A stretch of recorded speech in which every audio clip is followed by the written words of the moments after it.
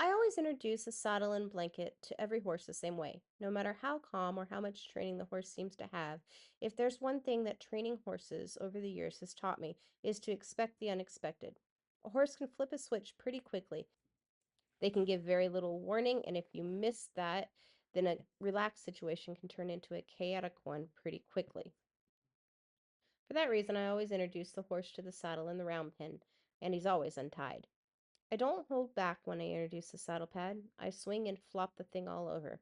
At the end of the day, I'm preparing a horse for a new owner, and if they aren't an experienced horse person, I want them to be successful and the horse to be able to handle accidents that his new rider might make in the process. I introduce the saddle the same way, albeit it's a bit heavier, so I might not get it quite as high.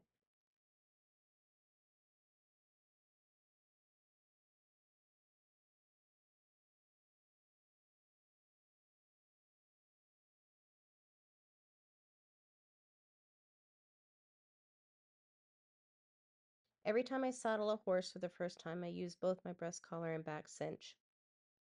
None of my movements are quiet. I want to flap every piece of leather on that saddle as much and as loud as I can.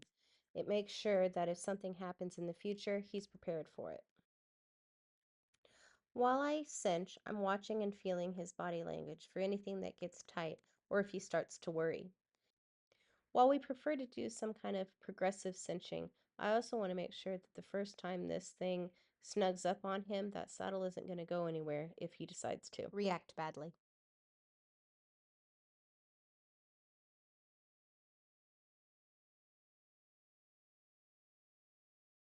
The breast collar is there to ensure that if the horse has problems and starts bucking or running, my saddle isn't going to slide back or side to side. That piece is a little bit of insurance for him. If he decides to make this an interesting situation, then the saddle isn't going to suddenly scare him by sliding off to one side or off his rear end.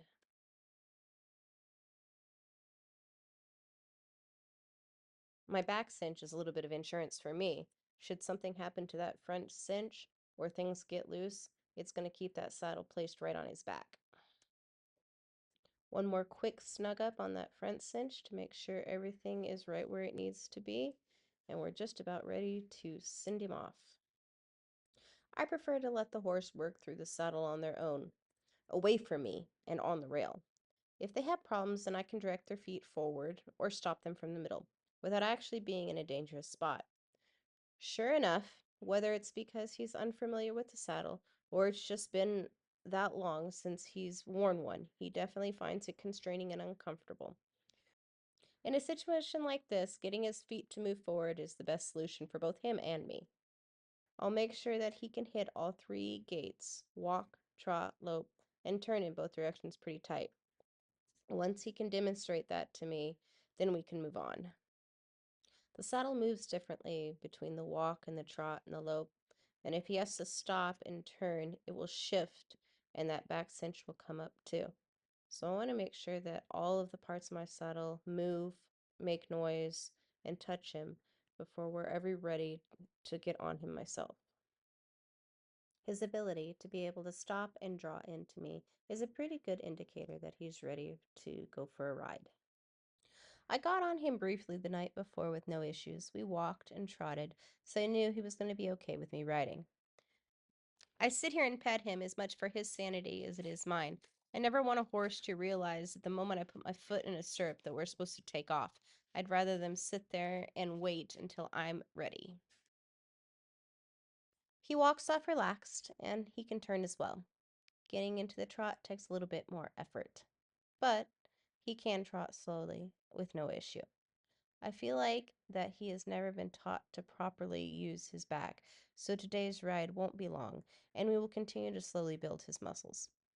Between some malnourishment and lack of work, he just doesn't have much of a top line, so it is something that we're going to have to work on for sure. That said, he isn't scared or worried at all. But when I start to ask for more speed, that's when his personality starts to show up. His head comes up, his ears go back, and he starts to toss his nose, letting me know that he disagrees with my choices. To me, it's not fear, and it doesn't feel like pain.